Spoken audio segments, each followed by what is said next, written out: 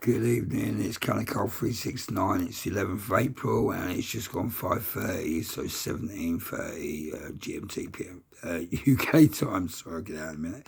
Yeah, I've got the cat on my back. She's always on my back, bless her. Anyway, this is not about Pretty Cat.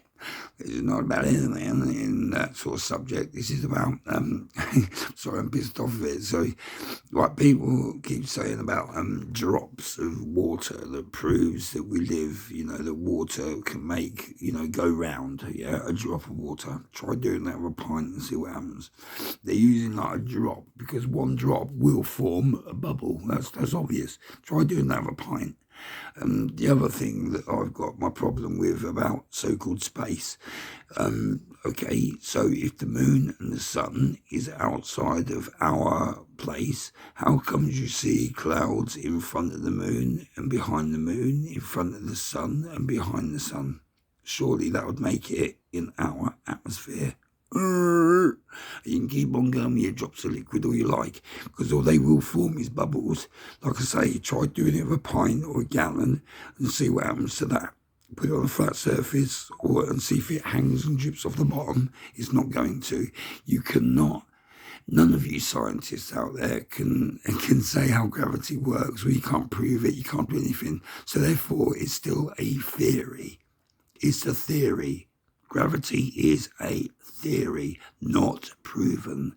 You can give all your equations and all your silly maths bullshit all you like, but the proof is in the science, the proof is in the soul, and it is in the people that know that you are liars. You spend your whole time educating yourself with stupid, pathetic crap that's meaningless and false, when really, if you look at it and you think hard, and you've got horizon, the horizontal aeroplanes that go in the air and across the plains that we live on, there's lots more land, they're just not saying it, and they're bringing these so-called ETs or whatever you want to call them, they're bringing them from these other parts of the lands, and they do look different to us. This is what's going on. So you can keep putting all your drops of leaves and water on leaves all you like. It does not prove that the earth is round, you dumb shiz. And not only that, why will the astronauts, they can go to Mars now, but they can't get back to the moon, and the moon's nearer. They can go to Mars, and how can they land on the moon? Have you ever seen the moon, how bright it is? And not only that, when you get half moon, I'm going to get you now, when you get half moon, if you look at the moon and zoom in, you'll see stars where the other half of the moon should be.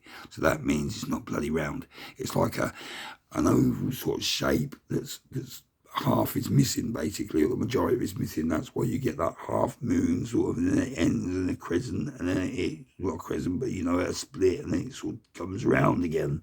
That's what you're seeing. You're seeing that. That's what you're seeing. That is when you get a full moon. It's not a complete round circle. The sun, maybe. I'm not doubting that, but I haven't been there. It's too hot, and no astronauts going to go, I didn't mind it, actually. It might land on the sun. That'd be a new one. They just have to turn up the brightness in Greenland. All the NASA vehicles are, and the rovers and that, they're practicing, and they turn up the contrast and say it's Mars. Right. Yeah, right, okay. Anyway, sorry, I just had to get this out there. So it makes people think, and not get fooled.